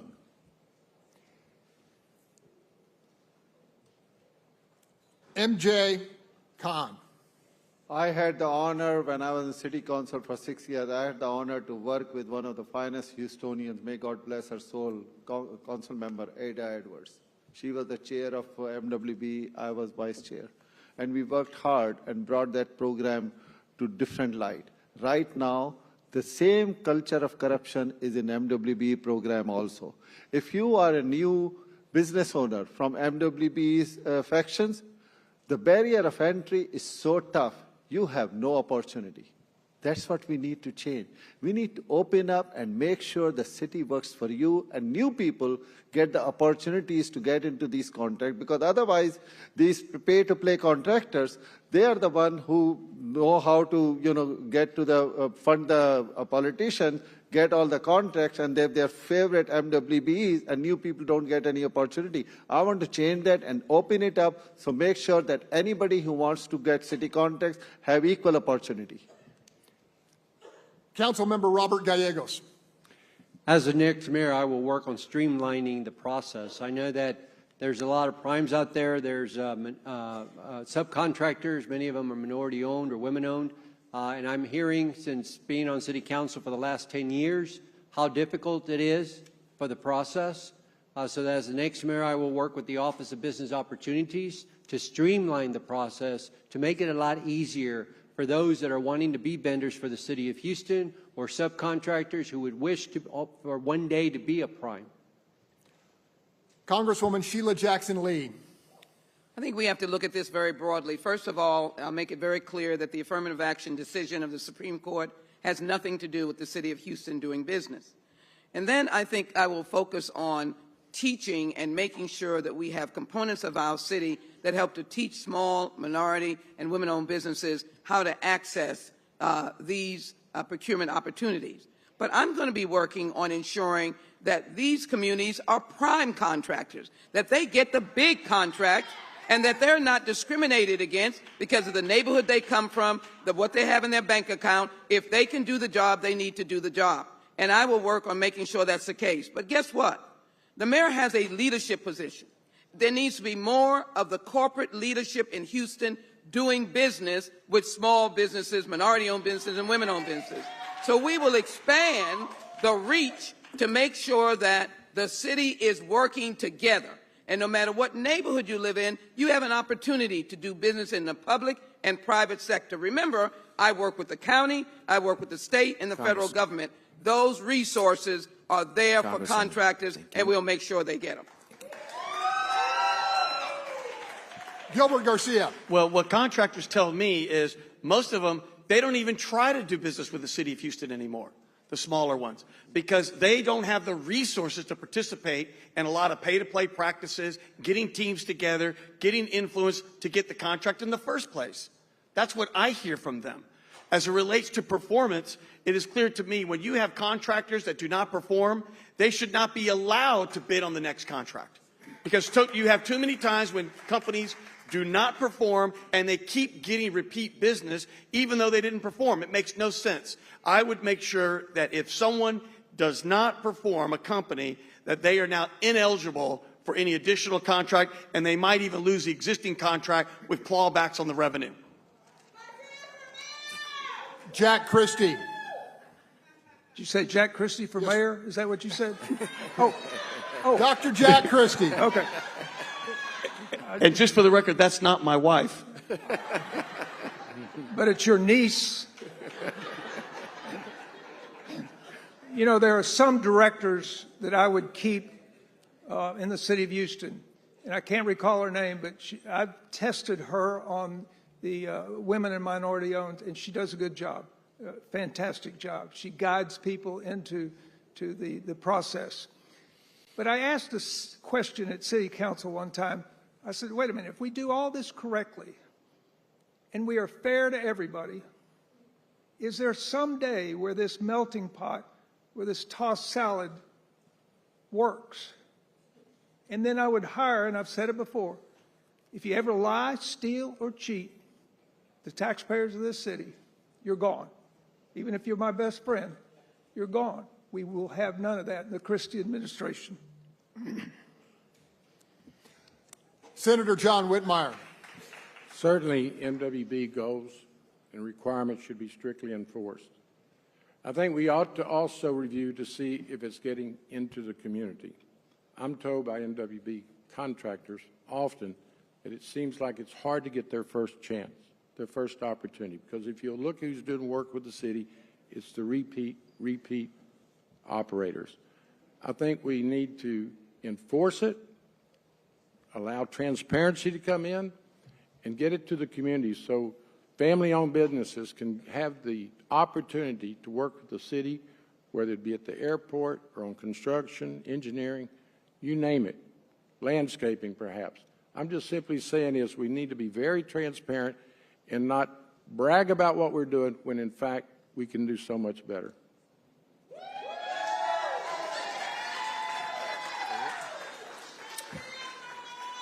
All right, candidates, for this next portion, you will have 45 seconds to offer a rebuttal to anything that was mentioned here previously by one of the candidates, or use the floor as yours to address anyone at home. For this portion, we will start with Senator John Whitmire. 45 seconds. You know, I think we've had an outstanding forum tonight. I'm not sure I would change anything other than the cheerleading. but that's fine. That goes with the territory. Listen, we have a great city, great people, but we have some expectations that are not being met. I'm excited to give the best remaining years of my life to the citizens of Houston. People have screened us, and certainly the firefighters, the police, and municipal employees said they want to work with Mayor Whitmire. John Whitmire can get the job done. I have a clear record of accomplishment. I don't have time to waste. Your families are important to me. Public safety is important to me, and the other quality of life issues. Thank you, Senator.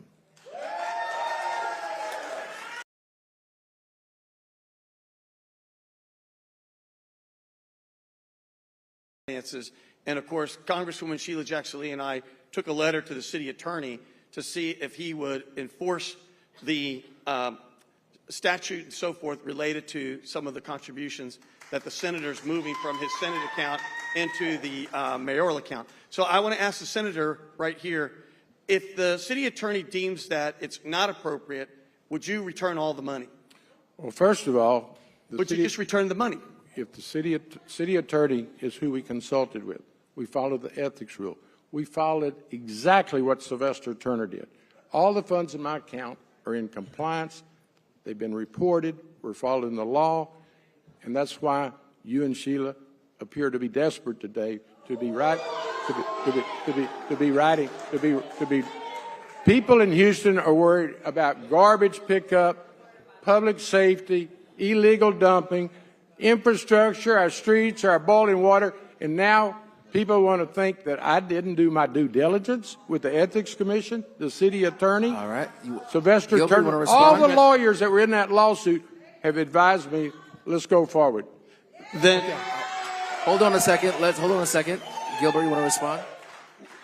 given, and I believe you, given everything you said, why not just say yes? Okay. I've made myself very clear. Thank all you, the Senator. parties, Thank you, Senator. Thank all you, the Senator. parties to the it's already been litigated. Thank you, folks. Senator. Thank you, Senator. Thank you so much. Jack Christie. I'm not going to take a shot at anybody here. I think each candidate, you've got some good candidates here, and now there's a few in the far right Republicans who will take away their support, but because they claim I shouldn't be talking to Democrats. I mean, I don't like the extremes of both parties, but each one of these candidates come with some qualities in each candidate, and make sure that you vote City Council for thrifty, honest people also, because the mayor needs a majority votes here. But I'm laying light on you guys. See you later. Thank you, Dr. Christie. Thank you very much. 45 seconds. MJ Khan. Do you know I was on the city council? John, you are wrong. You are violating the rules of the city of Houston. And just because Sylvester Turner did it, is that your standard? Sylvester Turner was wrong when he brought state money to the city council. And yes, John, your whole life is violating city rules. That's what the New York Times called you. Go to my website and read that article, and you will see his ethical standards are, what can I get away with? So unless a judge tells him to return the money, he will not do the honorable thing and do the right thing and return the money, John. Play by the rules like everybody else, and then let's see who citizens of Houston want as a mayor. Lee Kaplan. Actually, Sylvester Turner acted under a different ordinance than the one that was revised. Revised to eliminate the very problem that John Whitmire has created. I'll make you one bet. When he loses this election, he'll shift that money right back to his senatorial campaign. If you want somebody who has raised money ethically by calling people and asking what they care about and raising money that way, and will act with integrity and humility, you should vote for a true outsider, myself, who will look at things objectively, will hire the best people, will do just what I've done at my law firm, where the names range from Adler to Ungrienu to Zilberman, and I will be an incorruptible mayor. Councilmember Robert Gallegos. Mayor Turner and City Council has been sounding the alarm. We've received money from the federal government on ARPA funding, but it's running out. It's running out. By 2026, we won't have that money. But yet we need more police officers. There's mailers going out saying if they're mayor, they're going to hire more police officers. They're going to pick up illegal dumping. Our trash trucks are breaking down.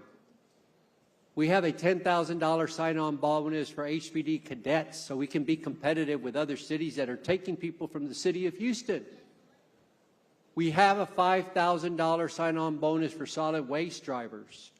But I heard from our director of solid waste, we hired 50 since January, but we've lost 45 in other areas of solid waste.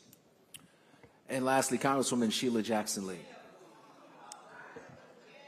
The first thing I want to make clear is none of the state agencies have helped this city. I'm willing to work with them, but TEA, TCEQ, the Land Office, none of them have effectively helped this city. So listen to this. I've been cited as one of the most effective legislators in the United States Congress. I translate that work ethic to come to Houston, Texas, to say that you won't have to look for me when you need me. I will be here. And I have never been called desperate in my life. I stand on the grounds of standing for truth and integrity. And that's the only thing we should have when we're in City Hall. There'll be no deal making with Sheila Jackson Lee. The only thing I'll emphasize is the work for the people of this great city. That's what I'm here for, and that is my message. You will have my work ethic for you. All right, thank you guys. Just please continue to be respectful as we wrap things up here. We are now entering our closing statements. Each candidate will have 2 minutes. 2 minutes to address those of us here in the audience, as well as streaming online at fox26houston.com and on Fox Local. Starting off our closing statements, we begin with City Council Member Robert Gallegos. Thank you, Channel 26, for hosting this evening. Again, my name is Council Member Robert Gallegos. Out of all the candidates that are standing on this stage, I'm the one with the experience. I've worked with 2 mayors, Mayor Parker, Mayor Turner. I'm Chair of Quality of Life. I'm Vice Chair of Economic Development, Vice Chair of Regulation and Neighborhood Affairs. My parents arrived in East End as young teenagers back in the early 1920s from Mexico, escaping the Mexican Revolution with their families. They got married. They had 7 children. I'm the youngest of the 7. I've been a community leader, a community organizer for over 30 years before I ran for City Council. I was president of my civic club for 15 years. I was the founder, first president of the Eastwood Lawndale Wayside Super Neighborhood. I've been out there. I've earned my stripes. I didn't wake up one day and said I'm running for mayor. Again, this city, the mayor has sounded the alarm, council has sounded the alarm. We've been going by and living day by day, moving the city forward with ARPA money, but it's running out. Again, my opponents keep sending out mailers and having TV commercials. If they're elected, they're going to hire more police officers. They're going to take care of the firefighters' contract. They're going to go pick up illegal dumping. You should be asking, how are they going to do it and with what money? With what money? I have that experience. I can start on day 1. I know what the issues are, and I know how to tackle this. So I'm asking you, go to voterobertgallegos.com, see what I have accomplished in my 10 years as a city council member. I'm proud of what I have accomplished. And as the next mayor, I can start on day 1. Next up, closing statements, Senator John Whitmire. I believe public service is a calling. I believe at 22 years of age, when my friends were going to ball games and concerts, there was a calling, a divine intervention for me to become a public servant. I still believe I'm being called. When I was asked to consider running for mayor, I had a tough decision to make. I'm making a difference in Austin. I'm getting things done. I love being a senator, but I love Houston more. I know for a fact, using my experience and contacts, I can make this a safer, quality of life will improve, and we can come together as a community. We specialize in my Senate district in constituent services. You call my office, we fix your problem. We do the very best we can. We don't refer you to 311. We meet with you. We find out what your issues are. We stopped a batch plant in Acres Home 2 years ago. No one else has been able to accomplish that. I'm fighting a landfill in Carbondale tonight. There are just so many things that I would attack if you give me the opportunity to lead. Experience is a very valuable thing. Passion and experience is just what this city needs. I'm prepared to represent you if you give me that opportunity. Next up, we have Jack Christie. My parents were from Massachusetts, and they taught me not to brag and your accomplishments, but my campaign staff has said, you better start telling them what you've accomplished. I bring people together. That one group that I forgot to mention was HISD and TEA. You know, if you bring forces together and say, let's work together instead of fight, I had a private room for them, and one party wouldn't show up. So that's what I've done the entire time in 22 years of public service. And remember, perfect attendance. I take it seriously. And that's why I mentioned, and somebody else got the motto, but I'm a workhorse, not a show horse. Kashmir High School. I dug in the dirt with ant bites all over me with the veterans group, shaping up that campus. I volunteered at Wheatley High School, donated to their their programs. I took 25 of those students to Austin to see how the government worked. I paid for that. I just paid for 9 schools that had food service bills where the parents could not afford their food. I paid all 9 of them off. I've scraped sidewalks here in the 5th Ward. I've cleaned parks. I've got the record for planting more trees than any city council member or mayor in the history of this city. I'm a workhorse, not a show horse, but I guarantee you I will hire correctly. If you lie, steal, or cheat the taxpayer of this city, you'll be gone. So we're going to hire first-class, fair people, honest people, and this city will be back on track to be the #1 city in the nation. Congresswoman Sheila Jackson Lee. Well, I first want to say that I love this city and the people of this city. And as I've been able to travel throughout the neighborhoods, I have seen the greatness of the people. Thank you, Northeast Houston, for being as great. I serve with passion. I've been married for 50 years. I am a mother and a grandmother. I want the best for all of you. I brought $1 million for victims assistance, real money. If I had not brought the federal funds here, city employees would have been and municipal employees, and your services would have gone down. I do real things for real people.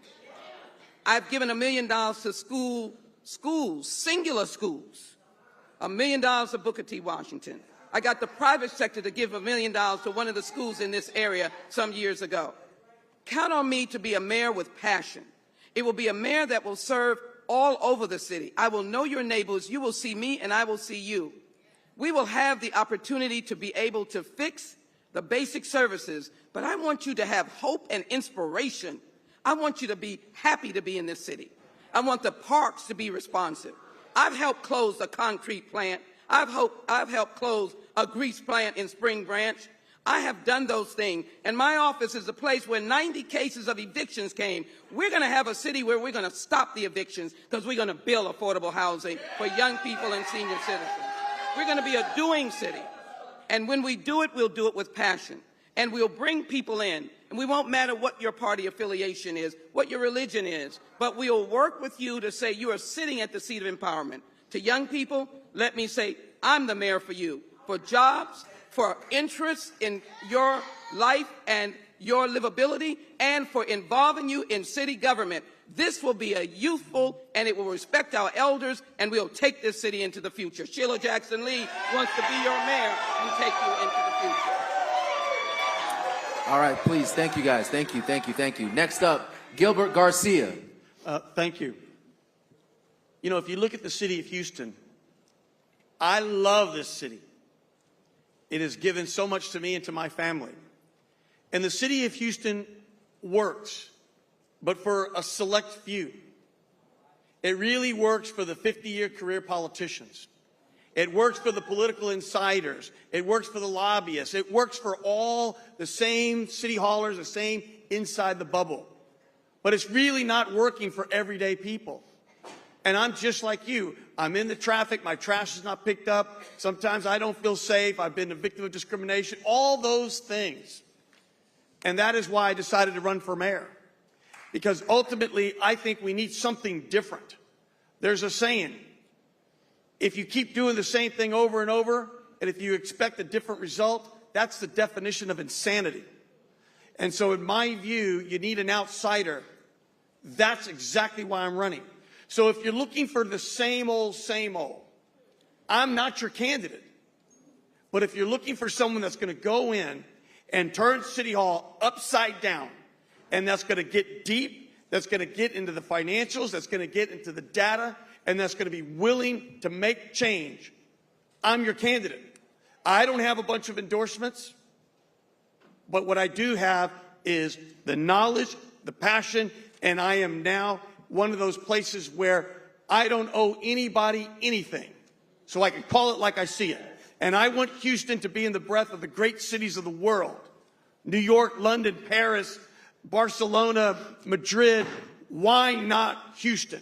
And that's what I want, and we can get there with Gilbert Garcia as mayor. Next, we have MJ Khan, 2 minutes. Did you say New York? Get the rope. We don't want to be like New York. Look, my name is MJ Khan. When I came to this country, I had nothing. I came as a student. I played by the rules and worked hard and succeeded beyond my expectations. I've always conducted my life in the most honest manner, ethical manner, and with integrity. And that's what I bring to the table. That's my belief. That's my family values. That's my culture. That's my custom. If you give me an opportunity, I will be honored to serve you with highest ethical standards. I will make sure that all these special interest influence is out of the City Hall. I'm not beholden to anybody. There is a special interest. You know, they know that when MJ Khan is the mayor, their days will be numbered. They will be out. And the city will work for you. That's what I bring to the table.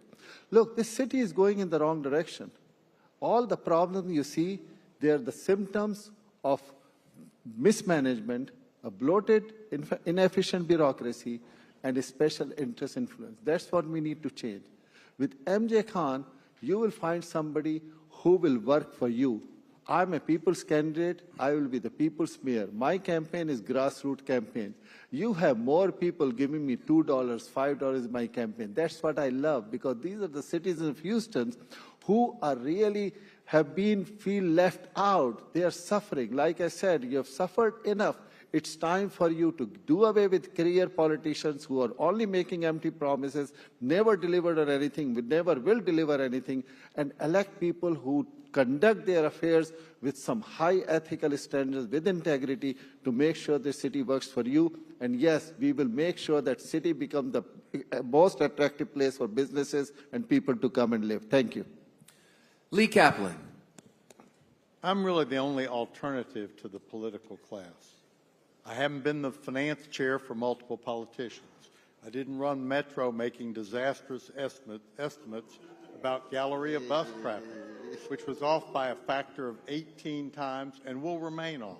I haven't promised you we're going to get the rest of the Harvey money. We won't. The land commissioner has already said that the metrics for that decision are correct. They'll go to all the other townships around here and not to us. That won't change. So what you deserve is somebody who will be totally honest, is incorruptible, and has some humility about the job. It's a hard job. It requires a lot more than speech making. It requires a lot more than press releases for 40 or 50 years. We have to be honest with ourselves. I told you at the beginning I was going to concentrate relentlessly on 4 things: crime, congestion and infrastructure, permitting that was sensible, and affordable housing so that young people in particular and seniors can afford to live in this city. If we make it a better city, if we make it a city where people feel the mayor understands the problems, then we'll all be happier, the word will get out, and we will attract more people without offering a lot of corporate tax incentives or being the slave to special interests. That's how you make a great city. We haven't done that yet. We can do it, and that's what I'm here to do.